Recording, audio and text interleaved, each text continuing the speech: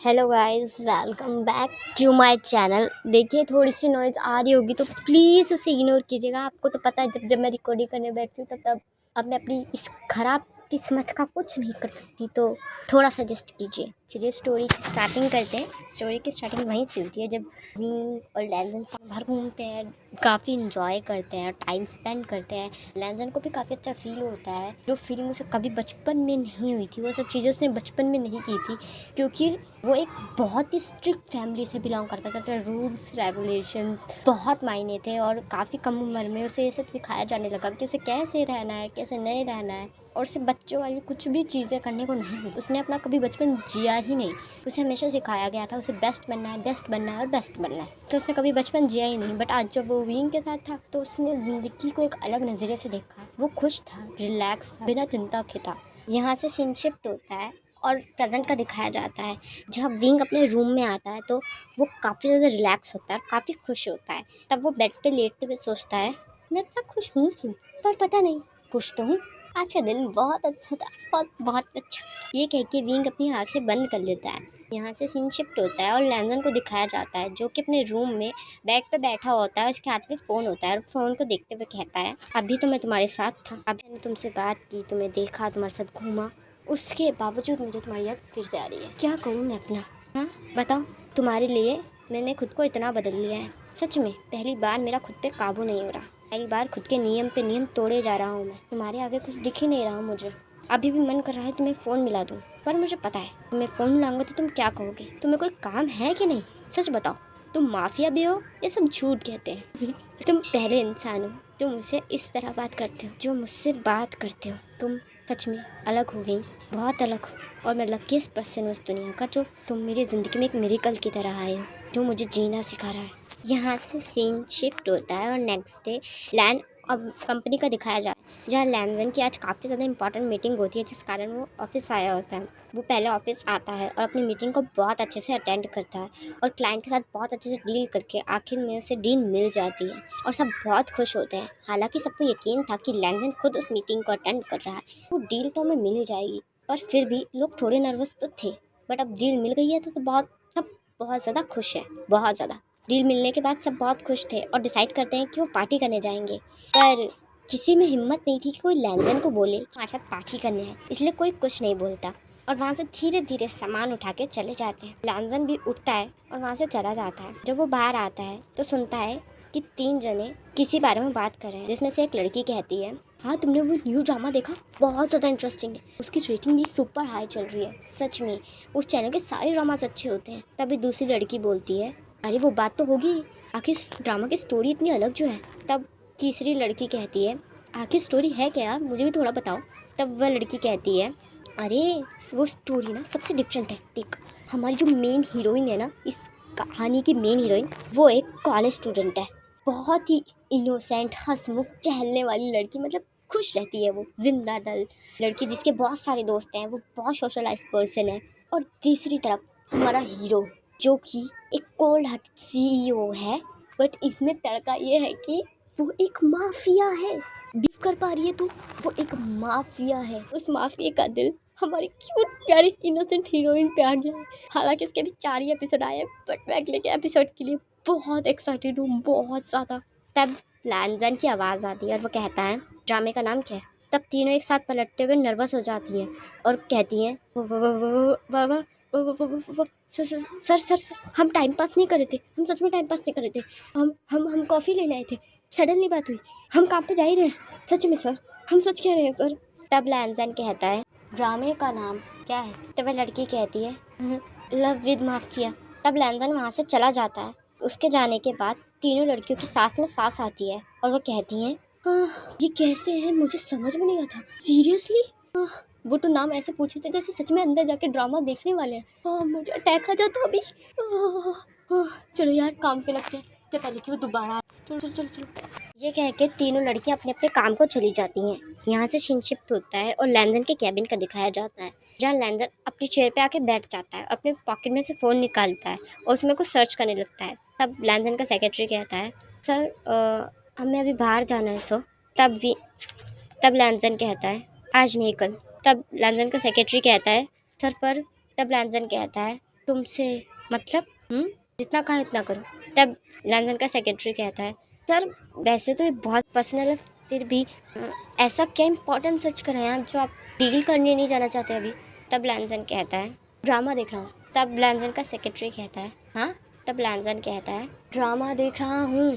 क्या हो गया, मुझे ऐसे क्यों देख रहे हो, क्या मैं ड्रामा नहीं देख सकता। तब लैंजन का सेक्रेटरी कहता है सर ऐसी बात नहीं है कि आप ड्रामा नहीं देख सकते, बात यह है कि आप ड्रामा देखते ही नहीं है। तो याद भी नहीं होगा कि आपने लास्ट कब फ़ोन में कुछ देखा था। कि आप ज़्यादातर फ़ोन कॉल पिक करते हैं, डायल करते हैं, बस ये 2 चीज़ करते हैं। आप तो हमारी कंपनी की बनाई एड्स तक नहीं देखते, सडनली ड्रामा। तब लैंजन कहता है मुझे ड्रामा अच्छा लग रहा है, मुझे देखना है। तब लैंजन का सेक्रेटरी कहता है सर कौन सा ड्रामा देख रहे हैं। तब लैंजन कहता है लव विद माफिया। तब लैंजन का सेक्रेटरी कहता है हाँ इंजॉय, मैं चलता हूँ, इंजॉय। ये कह के लैंजन का सेक्रेटरी वहाँ से चला जाता है। पर बाहर आके सोचने लगता है ऐसा सर की लाइफ में कौन आया है जो सर को उसने इतना बदल दिया। सच में वो इंसान से मैं भी मिलना चाहता हूँ। वो कोई नहीं देख के कहेगा ही नहीं कि ये माफिया है।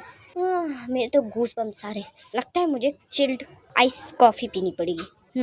मेरे को आइस कॉफ़ी पीनी पड़ेगी। हाँ ये कह के वहाँ से लैंजन का सेक्रेटरी चला जाता है। यहाँ से सीन शिफ्ट होता है और लैंजन को दिखाया जाता है जो अभी भी कंटिन्यूसली ड्रामा देख रहा होता है। हालांकि उसके 4 ही एपिसोड आए थे बट लैंजन बिना स्किप किए उस ड्रामे को देख रहा था। लास्ट वाला एपिसोड खत्म होने पे लैंजन कहता है ये अभी ख़त्म करना था क्या, इतने अच्छे मोड पे कौन नाटक ख़त्म करता है, हद हो गई है। अब आगे का कब पता चलेगा, नेक्स्ट फ्राइडे, इतना लंबा। इस ड्रामे का डायरेक्टर कौन है। यहाँ से सीन शिफ्ट होता है और विंग को दिखाया जाता है जो कि अपने शीजे के साथ टाइम स्पेंड कर रहा होता है, क्योंकि हालांकि कुछ दिनों के अंदर कि शीजे की शादी होने वाली थी और वो ऑफिशियली इस घर से जाने वाली थी। इसलिए विंग दुखी था, खुश था, मिक्स इमोशन के साथ। इसलिए अपनी शीजे के साथ ज़्यादा से ज़्यादा टाइम स्पेंड करना चाहता था, क्योंकि एक शीजे ही तो थी जो विंग को इतना पैम्पेयर करके रखती थी, उसके बालों में तेल लगाती थी, उसका सामान से ढूंढ के देती थी, उसे अपने हाथ से खाना खिलाती थी, हर चीज़ उसकी बहन ही तो करती थी और इसलिए वो अपनी बहन के सबसे ज़्यादा करीब था। यहाँ से सीन शिफ्ट होता है और कुछ दिन बाद का दिखाया जाता है जहाँ आज रियानली की मैरिज थी, इसलिए बहुत बड़ी फैमिलीज आई हुई थी। काफ़ी ग्रैंड वेडिंग रखी गई थी, काफ़ी अच्छी डेकोरेशन, काफ़ी महंगा खाना वहाँ मौजूद था। सब बहुत खुश थे, विंग भी काफ़ी खुश था। आखिर उसकी बहन की शादी थी, वो खुश क्यों ना हो, वो पार्टी एंजॉय कर रहा था, गेस्ट को अटेंड कर रहा था, क्योंकि उसका काम यही तो था, क्योंकि वो अपने बहन का भाई जो था। थोड़ी देर बाद वहाँ लैंजन की एंट्री होती है। लैंजन विंग के पास आके खड़ा हो जाता है, विंग से बात करनी शुरू करता है। विंग भी उसकी बात का जवाब दे रहा था और साथ में गेस्ट को स्टैंड कर रहा था। तब लैंजन कहता है वाओ आज तो चमत्कार हो गया, तुम मेरी बात का जवाब दे रहे हो। तब विंग कहता है तुम्हारी जगह कोई और भी खड़ा होता ना तब भी मैं उसकी बात का जवाब तो देता ही। तब मुझे मेरा काम करने दो, ठीक है, तुम यहाँ गेस्ट हो, मैं गेस्ट नहीं हूँ। उन दोनों की बहस चली रही होती है कि तभी विंग की नज़र सामने वाले शख्स पे पड़ती है और वह अचानक से कहता है डैड। ये कह के विंग के चेहरे पे ब्राइट स्माइल आ जाती है और चेहरे पे चमक आ जाती है, जो कि लैंजन देख पा रहा था कि विंग कितना खुश और एक्साइटेड है। धीरे धीरे विंग के डैड लैंजन के पास आते हैं और विंग को इग्नोर करते हुए लैंजन से हाथ मिलाकर कहते हैं मिस्टर लैन आप यहाँ आए, मुझे खुशी हुई। जैसे ही विंग के डैड विंग को इग्नोर करते हैं तो विंग को काफ़ी ज़्यादा बुरा लगता है। उसकी स्माइल अचानक से ड्रॉप हो जाती है, उसके चेहरे पे उदासी दिख रही थी, वो हट है ये पता चल रहा था और उसके चेहरे से पता चल रहा था जैसे वो अभी के अभी ही रो देगा। तब लैंजन विंग के डैड से हाथ मिलाता है और बहुत ही पोलाइट वे में कहता है काफ़ी सुना है आपके बारे में। तब विंग के डैड कहते हैं ऐसा क्या कह रहे हैं सर, सुना तो हमने आपके बारे में, हमारी खुशनसीबी कि आप इस वेडिंग में आए, थैंक यू। तब लैंजन कहता है चलिए आपको किसी से मिलवाता हूँ, ये विंग है। तब विंग के डैड विंग की तरफ देखने लगते हैं। तब लैंजन कहता है मैं प्यार करता हूँ इससे। तब विंग लैंजन की तरफ देखने लगता है। तब लैंजन कहता है पर ये नहीं करता, दोस्त की बात। हाँ पर मैं बहुत करता हूँ, बहुत ज़्यादा करता हूँ। तो जिससे मैं प्यार करता हूँ मैं चाहता हूँ कि हर कोई उसे रिस्पेक्ट दे और मैं ये आपसे भी यही चाहता हूँ कि आप रिस्पेक्ट दें। क्यों? तब विंग के डैड कहते हैं जी सर मैं अगली बार से ध्यान रखूंगा। ये कह के विंग के डैड वहाँ से चले जाते हैं। विंग के डैड के जाने के बाद विंग भी वहाँ से चला जाता है। लैंजन उसे फॉलो करने लगता है और उसके पीछे पीछे बालकनी तक आता है। विंग से बहुत ही पोलाइटली पूछता है ठीक हो। तब विंग पलटता है और लैंजन के गले लग जाता है। तब उसके गले लगने पर लैंजन अपनी जगह खड़ा रह गया था, क्योंकि पहली बार विंग ने अपनी तरफ से लैंजन को गले लगाया था और वो भी इतना टाइटली। तब विंग कहता है वो मुझसे अभी भी नफरत करते, वो मुझसे अभी भी नफरत करते, वो मुझसे अभी भी नफरत करते हैं। तब लैंजन विंग को शांत करते हुए कहता है, शांत हो जाओ विंग, शांत हो जाओ, हाँ शांत हो जाओ प्लीज, शांत हो जाओ ना विंग, प्लीज शांत हो जाओ, रो मत, मत रो, तबीयत खराब हो जाएगी विंग। मेरी तरफ देखो, सब ठीक हो जाएगा ना। थोड़ी सी शांति रखो, रो मत प्लीज, मत रो, मुझे तकलीफ हो रही है विंग, मत रो। लैंजन विंग को बहुत ही कामली हैंडल कर रहा था। वो उसे ऐसे ट्रीट कर रहा था कि जैसे गलती लैंजन की हो और विंग लैंजन की वजह से रो रहा है। वो उसे बहुत ही पोलाइटली हैंडल कर रहा था, उसे शांत कराने की कोशिश कर रहा था। उसके पास से हिला तक नहीं था जब तक वो चुप नहीं हो गया। यहाँ से सीन शिफ्ट होता है और यान्नी की वेडिंग का जाता है, जब वेडिंग बहुत ही अच्छे से कंप्लीट होती है और फाइनली इसकी शीजे अपने हस्बैंड के घर चली जाती है। उनके जाने के बाद विंग काफ़ी इमोशनल था। लैंजन उसी के पास बैठा था और उसे शांत कर रहा था, उसे कह रहा था, तुम्हारी बहन इसी शहर में है विंग, तो कभी भी जाके मिल सकते हो तुम, इतनी टेंशन लेने की जरूरत नहीं है। तब विंग कहता है, जानता हूँ मैं वो इसी शहर में, पर मुझे बस उनकी याद आ रही है, ऐसा लग रहा है कि वो बहुत दूर चली गई।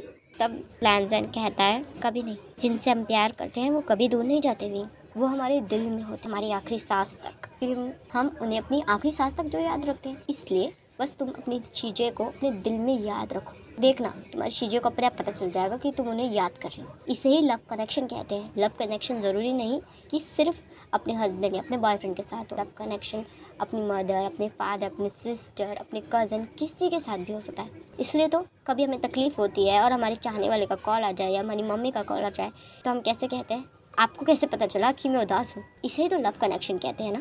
तुम्हारी चीज़ें तुमसे थोड़ा सा दूर गई हैं और जब भी तुम उन्हें याद करोगे वो तुम्हारे पास भाग कर चली आएंगी। शांत हो जाओ। यहाँ से सीन शिफ्ट होता है और नेक्स्ट डे का दिखाया जाता है, जहाँ विंग अपने फ़ोन पे टाइपिंग करता हुआ निकल रहा होता है। वो लैंजन से ही बात कर रहा होता है, मैसेज में बात करता हुआ अपने रूम की तरफ जा रहा होता है। उसे देखकर मैडम ये सोचने लगती हैं, ये क्या इधर ही रहने वाला है, ये वापस लंदन नहीं जाएगा क्या? बिल्कुल नहीं, ये किसी कीमत पे इस जगह नहीं रुक सकता। मैंने इसे इस जगह से दूर रखने क्या क्या किया है, अब ये वापस इस घर में नहीं आ सकता, किसी कीमत पे नहीं, मैं इसे आने नहीं दूंगी, कभी नहीं, कभी नहीं। यहाँ से सीन शिफ्ट होता है और थोड़ी देर बाद का दिखाया जाता है, जहाँ विंग लैंडन से बात कर रहा होता है और कहता है कि हाँ ठीक है बाबा, मैं आ जाऊँगा रात तक। अरे आ जाऊँगा ना डिनर करने, तुम तो मुझसे डिनर करने के लिए एक्साइटेड हो रहे हो जैसे इसके बाद मैं गायब हो जाऊँगा लैंडन। मैं बता रहा हूँ, अगर तुमने चौथी बार मुझे कॉल करके रिमाइंडर दिया ना तो मैं फ़ोन तोड़ूंगा, तुम्हारा मुंह भी तोड़ दूंगा। ये कह के विंग फ़ोन काट देता है। वो रिएक्शन तो गुस्से वाले दे रहा था, पर उसके चेहरे पे एक स्माइल थी, क्योंकि उसे अटेंशन जो मिल रही थी वो भी इतनी ज़्यादा वाली अटेंशन। यही स्माइल करता हुआ विंग सीढ़ियों से नीचे उतर रहा था। तब मैडम यू से कहती हैं, आ गए शहजादे जी कमरे से बाहर। तब विंग उसे इग्नोर करते आगे जाने लगता है। तब मैडम यू कहती है, कब वापस जा रहे हो तुम? तब विंग कहता है, ये घर मेरा भी है, तो मेरी मर्जी में जाऊँ या ना जाऊँ, आप होती कौन है मुझे बोलने वाली? हाँ। तब मैडम यू कहती हैं, तुम ना। तब विंग कहता है, मुझसे बात मत कीजिए, जब मैं आपसे बात नहीं करना चाह रहा, क्यों ज़बरदस्ती बात करने लगती हैं आप किसी से? आपको कलेश करने का शौक़ होगा, मुझे नहीं है। मुझे थोड़ी देर शांति से रहने देंगी क्या आप? हाँ, मुझे आपसे बात करने में कोई इंटरेस्ट नहीं है और ना ही मुझे आपके कोई सवाल का जवाब देना है। पता है क्यों? क्योंकि आप इतनी सी बात का बहुत बड़ा सीन क्रिएट करना जानती हैं और मुझे कोई सीन क्रिएट नहीं करवाना। मैं बहुत ही अच्छे मूड में, तो ठीक है। ये कह के विंग आगे जाने लगता है। इस कारण मिसेस यू उसे खींचने लगती है और विंग अपना हाथ छुड़ाने की कोशिश करने लगता है और कहता है, क्या तरीका है ये, मेरा हाथ छोड़िए, मुझे हर्ट हो रहा है, मेरा हाथ छोड़िए, पागल हो गई हैं आप, छोड़िए मेरा हाथ, आउच, मेरा हाथ दुख रहा है, छोड़ रही हैं कि नहीं आप? छोड़िए मेरा हाथ। ये कह के विंग अपना हाथ खींचने लगता है अपनी तरफ और मैडम यू उसे खींचने लगती हैं और इसी दौरान मैडम यू को धक्का लगता है और वो सीढ़ियों से गिर जाती हैं और विंग काफ़ी पैनिक हो जाता है और उन आवाज़ देते हुए कहता है, मैडम यू। यहाँ से सीन शिफ्ट होता है और हॉस्पिटल का दिखाया जाता है, जहाँ विंग ने अपने डैड को कॉल करके बता दिया होता है, यानली को भी। जेनचन, यानली और उसके डैड तीनों वहाँ हॉस्पिटल में पहुँच जाते हैं। डॉक्टर उन्हें बताते हैं कि उन्हें ज़्यादा चोट नहीं लगी, पर हाँ लग सकती थी, जिस बात पे सब रिलैक्स होते हैं। यहाँ से सीन शिफ्ट होता है और घर का दिखाया जाता है, जब विंग के डैड मैडम यू से कहते हैं, तुम्हें लगा कैसे? हाँ। तब मैडम यू कहती हैं, रहने दीजिए, मैं बात का तमाशा नहीं बनाना चाहती। तब विंग के डैड कहते हैं, ऐसे कैसे तमाशा नहीं बनाना चाहती, बात क्या है, मुझे सच बताओ। तब मैडम यू कहती हैं, विंग ने मुझे सीढ़ियों से धक्का था। तब विंग उनकी तरफ देखने लगता है और कहता है, सीरियसली? तब मैडम यू कहती हैं, हाँ मैं तो कह रही थी, मैं बताऊंगी तो तमाशा बनेगा।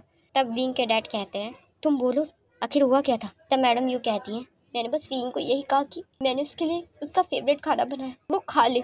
तब विंग मुझसे कहने लगा कि मैं उसकी माँ नहीं हूँ, तो माँ वाला फर्ज जताना बंद करे।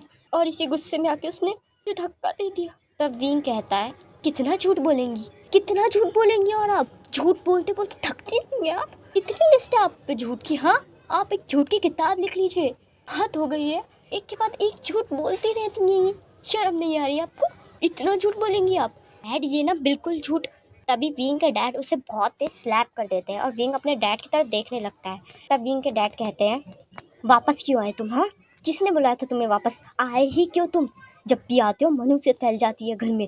किसने तुम्हें आए क्यों? और अगर आ गए थे तो वापस क्यों नहीं चले गए सब मेहमानों की तरह वापस? हाँ, क्यों नहीं चले गए? हाँ। तब यानली कहती है, डैड उसका हाथ छोड़े, क्या कर रहे हैं आप? छोड़िए उसे। तब जैन चैन कहता है, हाँ डैड छोड़िए उसे, क्या कर रहे हैं? तब विंग के डैड कहते हैं, तुम दोनों अभी भी इसका पक्ष ले रहे हो? तब यानली और जैन चैन एक साथ कहते हैं, हमें विंग पे भरोसा है, विंग ऐसा कुछ कर ही नहीं सकता। डैड आप उस पर भरोसा कीजिए, वो ऐसा नहीं कर सकता। मॉम प्लीज सच बताइए क्या हुआ था? तब विंग के डैड कहते हैं, तुम घर से बाहर निकलोगे, समझ में आ रही है तुम्हें? इस घर में तुम्हें एक सेकंड और नहीं रख सकता। यहाँ से सीन शिफ्ट होता है और लैंजन को दिखाया जाता है जो विंग को ही लगातार कॉल कर रहा होता है, पर विंग एक भी कॉल पिक नहीं करता। तब लैंजन अपने ड्राइवर से कहता है, अभी के अभी विंग के घर की तरफ लो। तब लैंजन का ड्राइवर ऐसा ही करता है और विंग की घर की तरफ कार ले लेता है। यहाँ से सीन शिफ्ट होता है और विंग के घर का दिखाया जाता है, जहाँ विंग के डैड उसे खींचते हुए घर से बाहर आ रहे थे और विंग कहता है, डैड क्या कर रहे हैं आप? डैड छोड़िए मुझे, मैंने कुछ नहीं किया, मैं सच कह रहा हूँ, प्लीज़ प्लीज़ मैंने नहीं किया। डैड प्लीज़ क्या कर रहे हैं?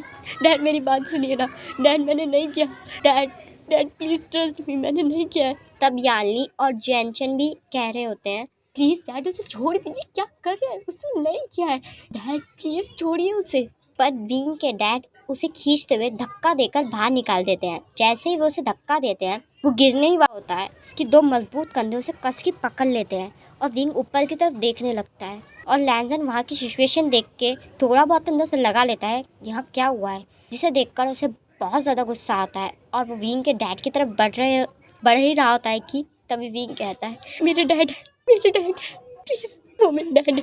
तब लैंजन कहता है, मैंने आपकी वाइफ को क्लियर शब्दों में कुछ दिन पहले समझाया था कि विंग के साथ अगली बार कुछ ऐसा होगा तो बर्दाश्त नहीं करूँगा। लगता है कान में बात गई नहीं है ना? तब विंग कहता है, मुझे कर जा रहा है लैंजन, प्लीज़ चलो यहाँ से प्लीज़। तब लैंजन विंग को वहाँ से ले जाता है और विंग के डैड सिर्फ देखते रह जाते हैं। यहाँ से सीन शिफ्ट होता है और लैंड मैंशन का दिखाया जाता है, जहाँ लैंजन विंग को रूम में लेकर आता है तो देखता है कि विंग को काफ़ी तेज़ फीवर चढ़ चुका है जो कि उतरने का नाम नहीं ले रहा, जिसे देखकर लैंजन बहुत पैनिक हो जाता है और डॉक्टर को कॉल करता है। डॉक्टर तुरंत आके उसका चेकअप करते हैं। लैंजन पैनिक होते हुए पूछता है, क्या हुआ है डॉक्टर? तब डॉक्टर कहते हैं, मिस्टर लैंड रिलैक्स हो जाइए, ज़्यादा कुछ नहीं हुआ है, बस उन्हें हाई फीवर हो गया टेंशन की वजह से। काफ़ी बार ऐसा हो जाता है, ज़्यादा टेंशन लेने की ज़रूरत नहीं है, मैंने उन्हें इंजेक्शन लगा दिया है, वो ठीक हो जाएंगे, आप ज़्यादा टेंशन मत लीजिए, उनके पास रहिए, उनका ख्याल रखिए, मैं चलता हूँ। ये कह के डॉक्टर वहाँ से चले जाते हैं और लैंजन पूरी रात विंग का ख्याल रखता है, उसकी पट्टी करता है, उसके पास रहकर उसका बार बार बुखार चेक कर रहा होता है, उसके ठीक होने का इंतजार कर रहा होता है। वो उसी के पास बैठा रहता है, हिलता तक नहीं। यहाँ से सीन शिफ्ट होता है और नेक्स्ट डे मॉर्निंग का दिखाया जाता है, जहाँ विंग की आंखें धीरे धीरे खुलने लगती हैं। जब उसकी आंखें खुलती हैं तो देखता है कि लैंजन बिल्कुल उसके पास ही में सो रहा है, मतलब आधा ज़मीन पे और सर बेड पे। इसे देखकर विंग की आंखें नम हो जाती हैं और वो धीरे से उठने लगता है। तभी लैंजन की आंखें खुल जाती हैं और वो कहता है, तुम्हें होश आ गया? कुछ चाहिए क्या? हाँ, प्यास लग रही है, ये बुखार ठीक है तुम्हारा, दिखाओ। ये कह के लैंजन विंग का बुखार चेक करने लगता है और विंग सिर्फ उसकी तरफ देख रहा होता है। तब लैंजन कहता है, ऐसे क्या देख रहे हो? हाँ मेरी तरफ, मुझसे हैंडसम इंसान देखा नहीं है? तब विंग कहता है, तुमसे अच्छा नहीं देखा। तब लैंजन विंग की तरफ देखने लगता है और विंग लैंजन की तरफ देखने लगता है। चलिए गाइस, इस पार्ट को यही एंड करते हैं। आपको ये पार्ट कैसा लगा मुझे कमेंट में ज़रूर बताइएगा। वीडियो को लाइक, चैनल को सब्सक्राइब ज़रूर कर दीजिएगा। तो आपसे मिलते हैं।